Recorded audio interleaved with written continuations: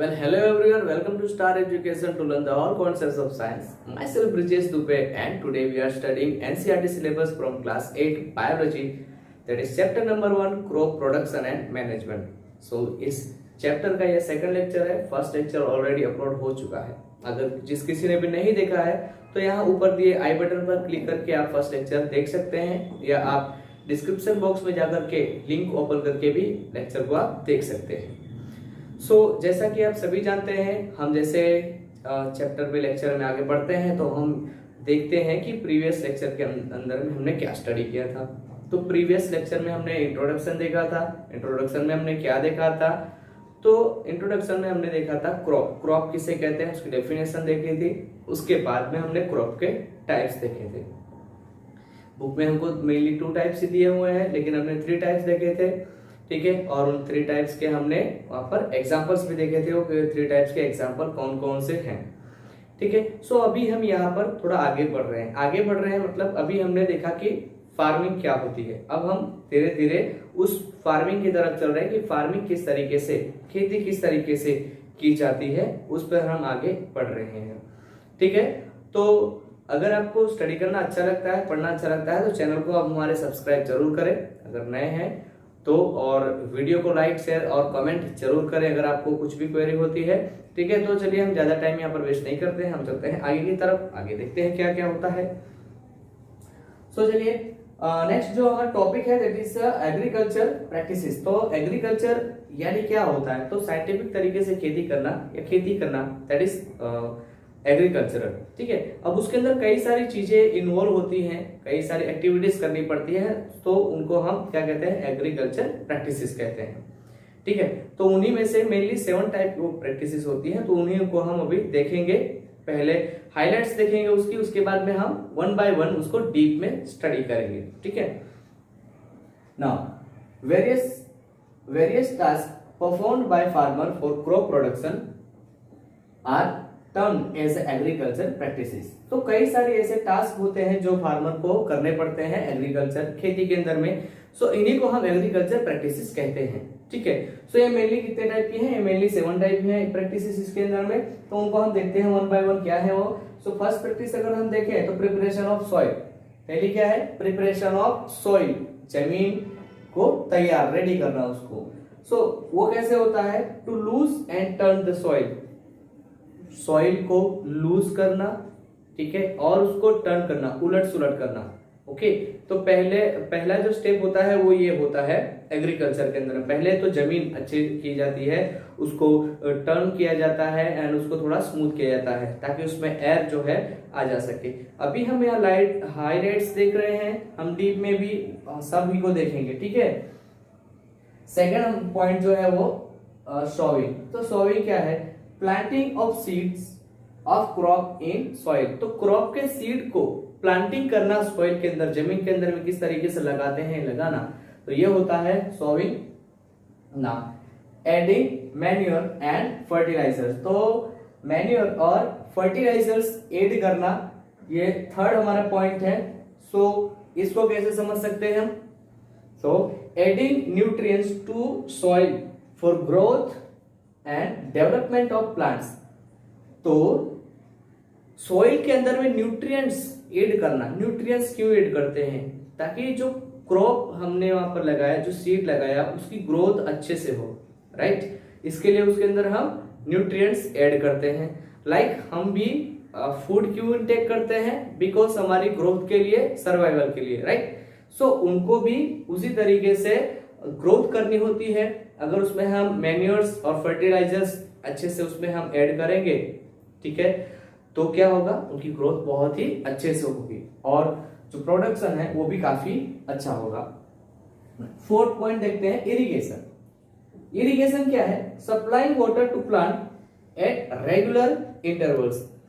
सो plant को water supply करना, time to time plant को वाटर सप्लाई करना, दैट इज इरिगेशन. ठीक है, 5th पॉइंट है प्रोटेक्शन फ्रॉम वीड्स. वीड्स किसे कहते हैं भाई? वीड्स से प्रोटेक्शन करना, removal of unwanted plants from the cultivated field to allow crops proper access to light, space and nutrients. So भाई ये जो है ना, ये बहुत ही इंपॉर्टेंट है, इसके अंदर में है सारे के सारे इंपॉर्टेंट, ये कुछ खास नहीं है। सो समटाइम क्या होता है कि हमने या फार्मर ने, ठीक है, क्रॉप लगाया होता है, क्रॉप लगाया होता है, उसमें कई सारे ऐसे अनवांटेड जो होते हैं एक्स्ट्रा क्रॉप्स, वो उसके अंदर में ऐड हो जाते हैं, ठीक है। वो क्रॉप उसके अंदर में एक्स्ट्रा जब ऐड हो जाते हैं तो क्या होता है कि वो जो न्यूट्रिएंट्स प्लांट को मिलने वाला होता है ना, वो प्लांट को ना मिलने, वो प्लांट को थोड़ा बहुत मिलता है, बाकी के जो उसमें अनवांटेड वीड्स या अनवांटेड प्लांट जैसे कि घास की बात करें तो उसमें उनको मिलने लगता है, तो हमको न्यूट्रिएंट्स और ऐड करना पड़ता है, तो उससे खर्च वगैरह काफी ज्यादा पड़ जाते हैं और उनको अच्छे से न्यूट्रिएंट भी नहीं मिल पाता है, तो उनको रिमूव करना पड़ता है टाइम टू टाइम, ठीक है। 6 नंबर, हार्वेस्टिंग। हार्वेस्टिंग क्या है? सो cutting mature crops from fields. तो फील्ड के अंदर में जो मैच्योर क्रॉप्स होते हैं उनको कटिंग करना, यानी उसको कटिंग करना, दैट इज हार्वेस्टिंग, ठीक है। ओके, स्टोरेज देखते हैं, स्टोरेज क्या है? तो कीपिंग ग्रेन्स और प्रोड्यूस सेफ फ्रॉम ब्रेड्स। तो ग्रेन को कीप यानी अच्छे से संभाल कर रखना, या उनको चूहे जैसे जो जानवर होते हैं उनसे बचाने की जो प्रोसेस है, और दूसरा कौन है? इंसेक्ट्स हैं, माइक्रो ऑर्गेनिजम्स हैं एंड मॉइस्चर। तो इन सब से बचा करके रखने की जो प्रोसेस है उसे क्या कहा जाता है? तो उसे कहा जाता है स्टोरेज, ठीक है। सो यहाँ पर 7 टाइप के हमने प्रैक्टिसेस उसकी देखी। अब इसके अंदर से हम थोड़ा डीप में स्टडी करते हैं, ठीक है। पहला हम क्या देखेंगे इसके अंदर में कि प्रिपरेशन ऑफ सॉइल, ठीक है। तो चलिए, अगर आपको नोट्स बनाना है तो आप इसको स्क्रीनशॉट ले सकते हैं, हम अभी आगे बढ़ते हैं, ठीक है।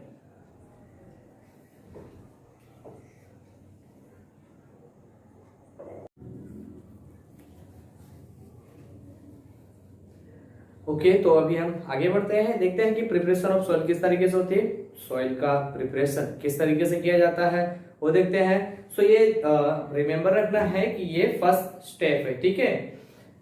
चलो देखते हैं, that is first step, preparation of soil. So this is the first step of cultivation. So ये कल्टीवेशन का फर्स्ट स्टेप है। कल्टीवेशन क्या? तो वही क्रॉप लगाना, पूरी प्रोसेस जो होती है, ठीक है।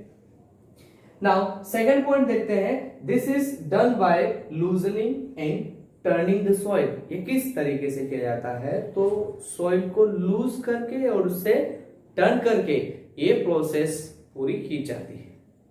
अब उसके लिए क्या करना पड़ता है भाई? So a plough is used for this purpose. So जो प्लो होता है वो इसके लिए यूज होता है। प्लो यानी मतलब क्या? हल, पुराने जमाने में आते थे ना हल। So if soil is too hard then farmer may resort the watering the soil before ploughing. तो अगर समटाइम क्या होता है, समटाइम अगर सॉइल बहुत ही ज्यादा टाइट है, बहुत ही ज्यादा हार्ड है, उसमें प्लगिंग करना थोड़ा प्रॉब्लम हो रही है, तो क्या होता है? तो उसमें प्लगिंग कर सके इसके लिए जो फार्मर्स होते हैं वो क्या करते हैं, उसमें थोड़ा वाटरिंग कर देते हैं, पानी डाल देते हैं, तो थोड़ा सॉइल जो है थोड़ा लूज हो जाती है पहले से ही, तो उसमें प्लॉइंग करना थोड़ा आसान हो जाता है, ठीक है ना। जनरली हम गार्डन वगैरह में भी पानी डाल देते हैं, वाटरिंग कर देते हैं, तो क्या होता है वहाँ की मिट्टी होती है, जो जमीन होती है वहाँ की, थोड़ी कैसी हो जाती है, थोड़ी लूज हो जाती है, राइट। तो सेम वे वहां पर फार्मर भी क्या करते हैं, इस तरीके से पानी डाल देते हैं और जो सॉइल होती है वो थोड़ा लूज हो जाती है, देन उसमें प्लॉइंग करना थोड़ा आसान हो जाता है। चलिए नेक्स्ट पॉइंट देखते हैं। ओके, ट्रेडिशनली एनिमल ड्रोन, ये इंपॉर्टेंट है। Okay, traditionally animal drawn plough have been used by farmers. So traditional यानी जो पहले के समय में तो एनिमल द्वारा प्लो जो है वो यूज किया जाता था, यानी उसको कौन चलाता था? एनिमल चलाते थे। हाँ, पीछे फार्मर उसको पकड़े रखते थे ताकि वो सही डायरेक्शन में जाए, बट उसको कौन ड्रॉ करता था? तो उसको एनिमल्स ड्रॉ करते थे, ठीक है। But this time tractor drawn plough is are used for this purpose. But फिलहाल इस टाइम में क्या होता है? सो ट्रैक्टर ड्रोन जो प्लो होता है वो यूज किया जाता है, यानी कि ट्रैक्टर से आजकल खेती की जाती है, हम सभी जानते हैं, राइट। तो आगे बढ़ते हैं अभी। नेक्स्ट जो है, आफ्टर प्लोइंग सोइल में contain big lumps. So sometime क्या होता है कि प्लोइंग के बाद में सोइल जो है उसमें बड़े बड़े लम्प्स होते हैं। बड़े बड़े लम्प्स मतलब क्या है, उसमें बड़े बड़े जो मिट्टी के थोड़े गोले होते हैं बड़े बड़े, उसको हम लम्प्स कहते हैं। सो ये लम्प्स थोड़ा प्रॉब्लम करते हैं, ठीक है, खेती में कल्टीवेशन करने में। सो क्या किया जाता है, उनको भी रिमूव किया जाता है। कैसे? So this lumps are broken with the help of a हो।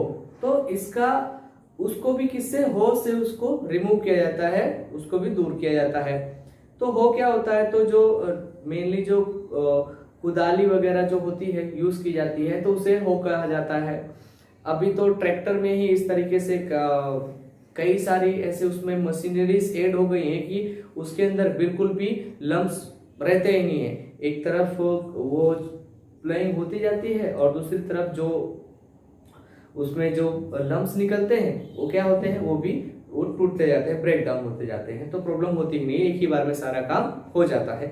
इसी के लिए मशीनरी वगैरह जो है ज्यादा यूज होने लगी है, बिकॉज उससे जो काम 2 दिन में होने वाला है, यहाँ पर 2 घंटे में ही हो जाने वाला है, ठीक है ना।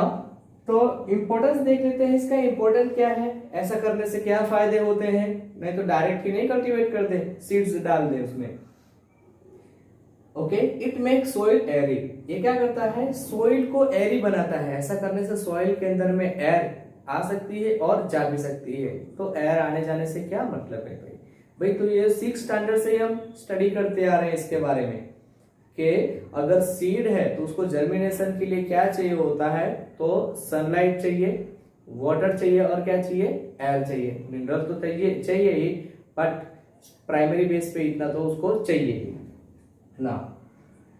Second, loosening soil allow the roots to penetrate deep into the soil. तो जो रूट्स निकलते हैं सीड में से, जब छोटा सा प्लांट बनता है उसके जो रूट्स निकलते हैं, तो वो रूट्स जमीन में अंदर तक जा सके, ठीक है। ऐसा क्यों, तो जितने अंदर तक जाएंगे तो उतने ही अंदर से वो न्यूट्रिएंट्स वगैरह अच्छे से क्या कर पाएंगे, एब्जॉर्ब कर पाएंगे और अपनी ग्रोथ अच्छे से कर पाएंगे। थर्ड पॉइंट देखते हैं, nutrients get properly mixed into the soil. तो जो न्यूट्रिएंट्स उसमें हम डालते हैं, मैन्योर अभी हमने बात की ना थोड़ी देर पहले, ठीक है, उसमें मैन्योर की हमने बात की, फर्टिलाइजर्स की बात की, तो वो अच्छे से उसके अंदर में मिक्सअप हो जाएं, और जितने ही अच्छे से मिक्सअप होंगे वो उतने अच्छे से वो प्लांट की ग्रोथ में उसको हेल्प करेंगे, ठीक है ना। More air soil promotes growth of microbes and earthworm which in turn improves the soil fertility। so भाई ज्यादा जितने ही सोइल जो है लूज होगी उसमें उतनी ज्यादा क्या होगी, एयर होगी। जितनी ही ज्यादा एयर होगी तो उससे क्या होगा कि उसके अंदर में माइक्रोबीज, अर्थवर्म, ये जो है उसके अंदर में अच्छी तरीके से ग्रो होंगे। अब इनके ग्रो होने से क्या बेनिफिट होता है, तो इनके ग्रो होने से ये बेनिफिट होता है कि जो प्लांट होते हैं उनको बहुत से ऐसे न्यूट्रिएंट्स होते हैं जो कम पड़ रहे होते हैं। तो after the growth of this kind of microbes and earthworm उनको वो न्यूट्रिएंट्स मिल जाते हैं। दूसरा, अर्थवर्म वैसे भी सॉइल को लूज कर देता है। वो क्या खाता है, मिट्टी तो खाता है और मिट्टी ही एक्सक्रेट करता है। तो वो मिट्टी के अंदर में कई सारे ऐसे न्यूट्रिएंट्स रहते हैं जो प्लांट की ग्रोथ के लिए उसको जरूरी होते हैं, ठीक है। तो इस तरीके से उनको और भी न्यूट्रिएंट्स मिल जाते हैं। इसके लिए भी सॉइल को टर्न करना, लूज करना जरूरी होता है, ठीक है। आगे हम इसके अबाउट में स्टडी करेंगे, ठीक है, माइक्रोबीज एंड अर्थवर्म के बारे में। माइक्रोबीज डिकम्पोज डेड ऑर्गेनिज्म। तो माइक्रोबीज जो है वो डेड ऑर्गेनिजम्स को क्या कर देते हैं, उनको डिकम्पोज कर देते हैं ना, decompose and release nutrient into the soil. और क्या करते हैं, तो न्यूट्रिएंट्स सॉइल के अंदर में रिलीज करते हैं, ठीक है। सो सपोज करो कि कोई भी एनिमल बॉडी है वो डेथ हो गई है, जब उसको धीरे धीरे और डिकम्पोज होने लगती है, सड़ने लगती है, तो क्या होता है कि वो धीरे धीरे धीरे धीरे धीरे धीरे क्या होता है, तो सॉइल के अंदर में मिल जाती है, पूरी तरीके से घुल जाती है। एंड कोई भी अगर लिविंग ऑर्गेनिजम्स है, ठीक है, तो उसकी बॉडी में मेनली क्या होता है, तो जनरली प्रोटीन होता है, कार्बोहाइड्रेट्स होता है, एक्सेट्रा कई सारे ऐसे मिनरल्स होते हैं जो जमीन में मिल जाते हैं, और वो क्या करते हैं, तो वो ऐसे न्यूट्रिएंट का काम करते हैं, फर्टिलाइजर का काम करते हैं, किसके लिए, तो प्लांट्स के लिए। तो ये जो माइक्रो बीज हैं, ओके, तो ये क्या करते हैं, डिकम्पोज कर देते हैं किसी भी बॉडी को, तो वो बाद में जमीन के अंदर मिल जाता है, और क्या बना, तो एज ए फूड या न्यूट्रिएंट उसको एब्जॉर्ब कर पाते हैं प्लांट्स, और उनकी ग्रोथ क्या होती है, अच्छे से हो पाती है। ठीक है, सो अभी हमने यहाँ पर देखा प्रिपरेशन ऑफ सॉइल देखा, और उसकी इंपॉर्टेंस देखी कि उससे क्या हमको फायदे होते हैं। ठीक है, उसकी इंपॉर्टेंस क्या है, इंपॉर्टेंस ही क्या है, तो ये हमने यहाँ पर देखी। अभी जो इसके अंदर में हमने 2-3 वर्ड्स देखे, ठीक है, वो वर्ड्स को हम समझ लेते हैं, देख लेते हैं, उसके बाद में फिर हम आगे चलेंगे। ठीक है, तो चलिए उन वर्ड्स को देख लेते हैं पहले।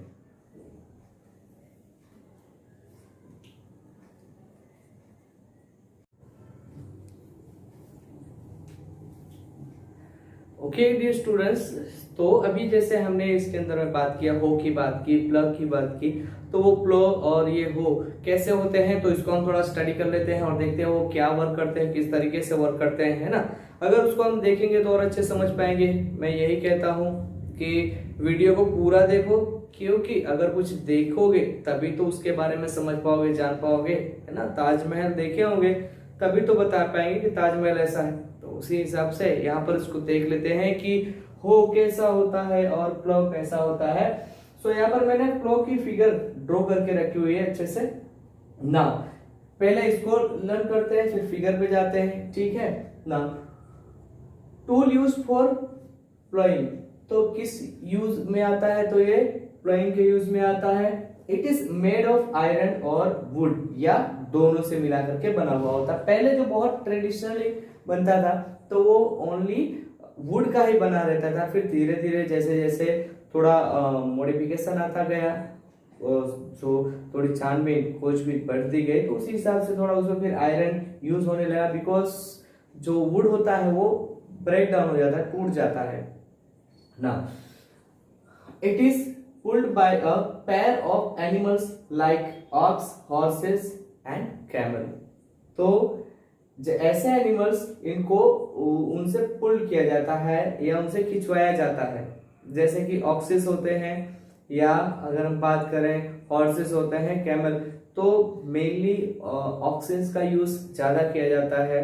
ठीक है, हॉर्सेस वगैरह और कैमल वगैरह बहुत ही कम, बहुत ही रेयर जगह प्लेसेस पर या रेयर केसेस में उनका यूज किया जाता है।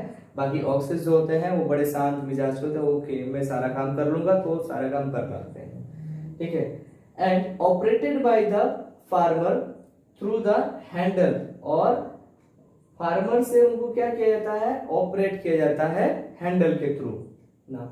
It has 3 important parts, 3 important parts कौन से हैं, प्लोशेयर है, that is strong triangular iron strip है। सेकंड है plough shaft, long log of wood, and third है beam, stand place on animals neck. चलो अब इसको हम फिगर के थ्रू समझते हैं कि ये कैसे है, क्या है सब। देखो, तो ये बीम होता है, यहाँ एनिमल्स को ऐसे ऐसे पैरेलल खड़ा किया जाता है। ठीक है, मैंने एनिमल्स नहीं बनाए हैं, बहुत टाइम ही लग जाता है उसमें, तो यहाँ एनिमल्स को ऐसे खड़ा किया जाता है पैरेलल, और उनको क्या किया जाता है, यहाँ से उनको बांधा जाता है उसमें, उनके नेक, गर्दन पर ना। ये जो बड़ा सा यहाँ पर ये जो आपको रॉड दिख रहा है, उसे हम प्लो शाफ्ट कहते हैं। ठीक है, ये जो बड़ा सा होता है ना, यहाँ पर जो मेनली जो मेन फंक्शन होता है वो होता है प्लोशेयर का होता है। ये प्लोशेयर जो है वो बहुत पहले, जैसे मैंने कहा ना, तो किसका बना होता था, वुडन का बना होता है, बट उसके बाद थोड़ा मॉडिफाई हुआ है, उसमें आयरन का उसको बनाने लगे। ये कैसा होता है, तो ये ट्राइंगुलर शेप में होता है, राइट। सो जिससे आसानी से वो प्लोइंग कर सकता है ना। ये जो यहाँ पर है ये हैंडल है, ये जो है ये भाग वो हैंडल है। ठीक है, यहीं से फार्मर उसको पकड़ करके और उसको मेंटेन करते हैं, ऑपरेट करते हैं। ठीक है, सो ये हो गया प्लो। प्लो का स्ट्रक्चर किस तरीके से होता है और वो किस तरीके से वर्क करता है, उसमें क्या क्या इन्वॉल्व होते हैं, वो हो गया। ठीक है, अब इसके बाद हम देखते हैं हो कैसा होता है। Okay, you can take a screenshot.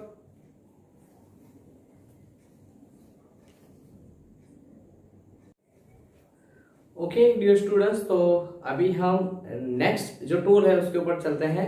Second tool जो है वो हो। सो उसकी फिगर कुछ इस तरीके से दिखती है, ये भी थोड़ा प्लॉ की तरह ही दिखता है। ओके, बस थोड़ा ये मॉडिफाइड होता है। ठीक है, सो यहाँ पर देख सकते हैं कि इसमें बैंड प्लेट्स इस तरीके से लगी हुई रहती हैं, उसमें एक ही प्लेट रहती है, इसमें दो प्लेट रहती है, या उससे ज्यादा भी हो सकती है। यहाँ पर ऊपर देखें तो यहाँ पर ग्रिप है, वहां पर भी हमने देखा था ग्रिप थी, और यहाँ पर हैंडल है। नाउ अगर हम आगे बढ़े तो यहाँ पर रोड है लंबा सा, ठीक है, और ये बीम है। ये बीम का यूज क्या होता है, तो इसको एनिमल के शोल्डर के ऊपर में, उनके नेक के ऊपर में उसको रखा जाता है और इसको यहाँ से इस तरीके से हैंडल किया जाता है। नाउ अब हम देखते हैं इसका यूज वगैरह, देख लेते हैं किस तरीके से है। तो the hoe is used for levelling the soil and for removing weeds. तो वीड्स रिमूव करने के लिए और सॉइल को लेवल करने के लिए इसका यूज किया जाता है।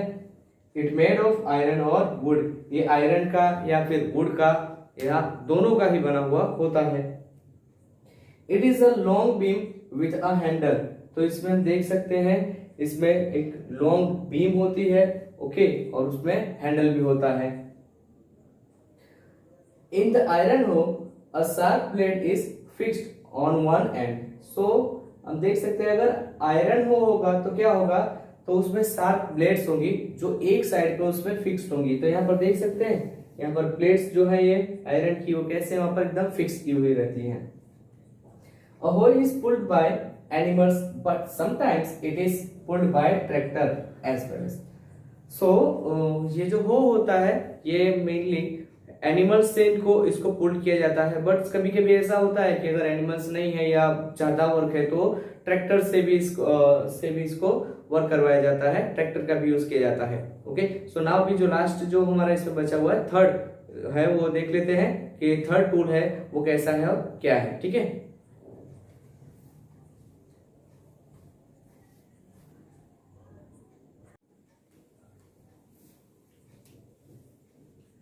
नाउ माय डियर स्टूडेंट्स, अभी हम जो लास्ट टूल्स है लास्ट वाला टूल्स देख लेते हैं। ठीक है, तो लास्ट वाला टूल कौन सा हमारा, दैट इज कल्टीवेटर। तो कल्टीवेटर की मैंने यहाँ पर फिगर ड्रॉ की है। ठीक है, बहुत ही अच्छी फिगर है। सो बुक में भी आप देख सकते हैं। हाँ, इसीलिए ड्रॉ की है कि मे बी जिसके पास बुक नहीं है तो वो देख करके समझ सके कि इस तरीके से होता है। और यहाँ पर कई सारे इस तरीके से ब्लेड्स उसमें लगे हुए होते हैं। आपने ट्रैक्टर वगैरह देखा होगा, तो ट्रैक्टर में आजकल ये यूज होता है बिकॉज कई सारे वर्क एक साथ में कर लेता है, मतलब कई सारे वर्क नहीं, ढेर सारा वर्क एक ही बार में फिनिश कर लेता है। तो इसका यहाँ पर वर्क वगैरह देख लेते हैं, फंक्शन देख लेते हैं यहाँ पर किस तरीके से काम करता है। So a cultivator is composed of a series of iron disc और plus which are fitted on an iron frame. तो भाई क्या होता है, तो कल्टीवेटर जो होता है तो एक आयरन की फ्रेम के ऊपर उसमें कई सारी डिशेस लगी हुई होती हैं, राइट। समटाइम आपने अगर कहीं देखा होगा तो जो ट्रैक्टर्स होते हैं ना उनके पीछे इस तरीके से राउंड शेप पे इस तरीके से डिशेस लगी रहती हैं, ऐसे एक के बाद एक डिशेस इस तरीके से लगी हुई रहती हैं, राइट। सो वो डिशेस जो है वो यहां से ऐसे ज्वाइंट रहती हैं, इस तरीके से एक दूसरे के साथ में इस तरीके से ज्वाइंट रहती है। ऐसे कई सारी डिशेस एक साथ में लगी हुई रहती हैं जो प्लगिंग का ही काम करते हैं, कल्टीवेटर का काम करते हैं, और या फिर इस तरीके से उसमें कई सारे जो है प्लस सेट्स लगे हुए होते हैं। आगे बढ़ते हैं हम। Okay, cultivator is pulled bye tractor. तो भाई ये ट्रैक्टर से पुल्ड किया जाता है क्योंकि होता क्या है, ये बहुत ही ज्यादा हैवी होता है और बहुत ही ज्यादा वर्क करता है एक ही साथ में, एक ही बार में। तो इसके लिए बहुत ज्यादा एनर्जी चाहिए होती है, तो जो नॉर्मल एनिमल्स हैं तो उनसे नहीं हो पाता है, तो ये ओनली ट्रैक्टर में ही इसका यूज होता है। Cultivator help in tilling a large area in less time. भाई टिलिंग क्या है, तो अभी हम प्लगिंग की बात कर रहे हैं ना, तो प्लगिंग यानी टिलिंग ही हो गया, उसको अच्छे से फ्लोइंग करना यानी क्या हो जाता है, वो टिलिंग हो जाता है, दोनों सेम ही होते हैं ना। लार्ज एरिया, बहुत ज्यादा बहुत बड़े अगर खेत हैं तो वहां पर ये अच्छे से मतलब इसका यूज करना ज्यादा समझदारी भरा होता है, क्योंकि बहुत ही वाइड रेंज ले लेता है, ठीक है। सो इससे क्या होता है, वर्क बहुत ही जल्दी हो जाता है ना। It is ideal for big size farm, तो ये जो है बड़े फार्म के लिए आइडियल माना जाता है, उसके लिए सही माना जाता है, क्योंकि बहुत बड़े फार्म है और वहां पर सिंगल अगर हम लेकर जाते हैं प्लग तो क्या होता है, तो बहुत ही टाइम ले लेगा, तो इससे बेटर इससे जाओ 1 घंटे में काम खत्म कर डालो, ठीक है। सो यहाँ पर तीनों टूल्स फिनिश होते हैं। आई होप आपको सब समझ में आ गया होगा। ओके, सो हम यहाँ पर ये सेकंड लेक्चर फिनिश करते हैं, हम फिर मिलेंगे थर्ड लेक्चर के अंदर में, ठीक है। अगर आप चैनल पर नए हैं तो चैनल को सब्सक्राइब जरूर करें, वीडियो को शेयर लाइक जरूर करें, ठीक है। सो हम मिलते हैं नेक्स्ट लेक्चर में, ठीक है। अपना ध्यान रखिएगा, बाय बाय।